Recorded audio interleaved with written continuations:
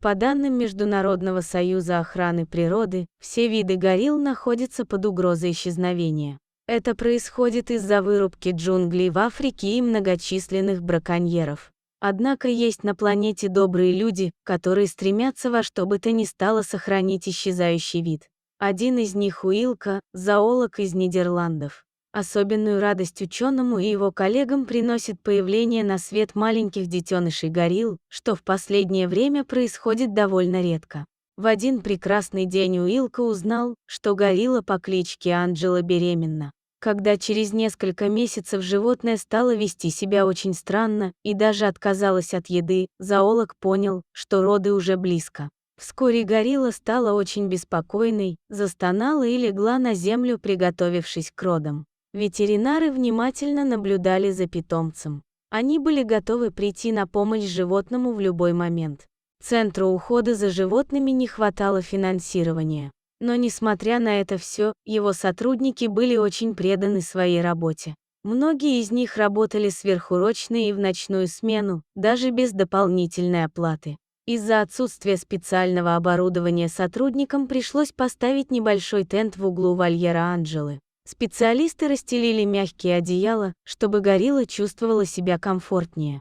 Анджела сразу зашла в уютное гнездышко и приготовилась к предстоящим родам. Вот только люди не учли одну важную деталь, которая в скором будущем чуть не обернулась катастрофой. Это была не первая беременность гориллы, которая уже несколько раз становилась мамой. Но в этот раз роды были довольно долгими и мучительными. К счастью, все прошло успешно, и вскоре на свет появился маленький, вполне здоровый на вид детеныш. Анджела с нежностью взяла малыша на руки и внимательно осмотрела его, а детеныш сразу же схватил маму за волосатый пальчик. После этого горилла согласилась отдать малыша ветеринарам, прекрасно зная, что они не причинят ему вреда. Новорожденный малыш ровно дышал и не проявлял никаких признаков врожденных заболеваний. Уилка поблагодарил коллег за отличную работу. Неожиданно Анджела застонала и упала на землю, скорчившись от нестерпимой боли. Уилка, находившийся рядом, заподозрил, что это могло быть внутреннее кровотечение.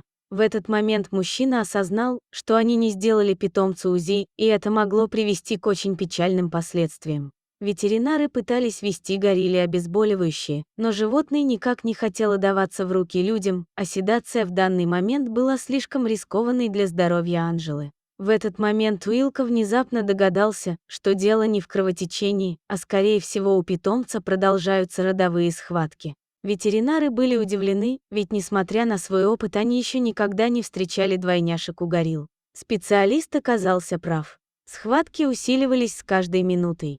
Анджела была порядком измотана и истощена, и, судя по всему, она испытывала еще большую боль. Прошло долгих, мучительных полчаса перед тем, как на свет появился второй детеныш. На этот раз самка. Малышка была такой же милой и очаровательной, как ее брат.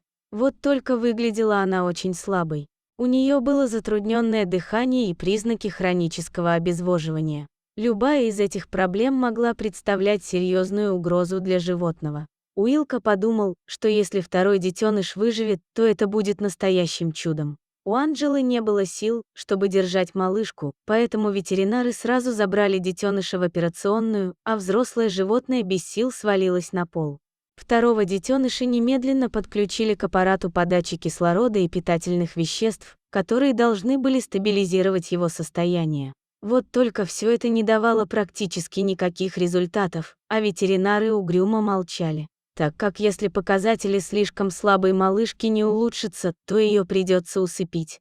Уилка был уверен, что их единственный шанс — высокоэффективное, экспериментальное лекарство, которое было довольно дорогим, и ближайшая доза препарата находилась в Испании, за 1000 километров отсюда. Поэтому даже при ускоренной доставке лекарство доберется до центра лишь через пару дней. Уилка вместе с коллегами изо всех сил думали, как спасти маленькую самочку, которых им так не хватало для сохранения популяции горилл.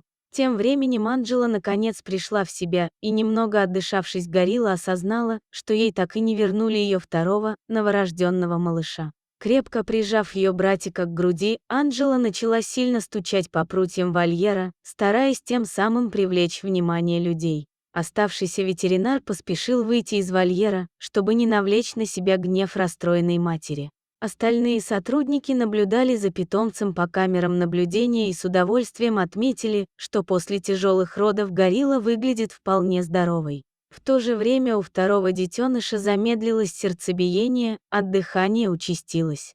Ветеринары приготовились к худшему. Тогда в голову Уилка пришла необычная идея. Мужчина решил отдать новорожденную малышку и ее маме в надежде, что глубокая связь между двумя созданиями поможет детенышу выкарабкаться.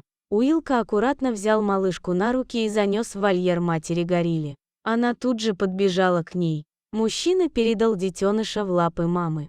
Животное нежно прижало его к груди и стало потихоньку покачивать. В этот момент произошло настоящее чудо.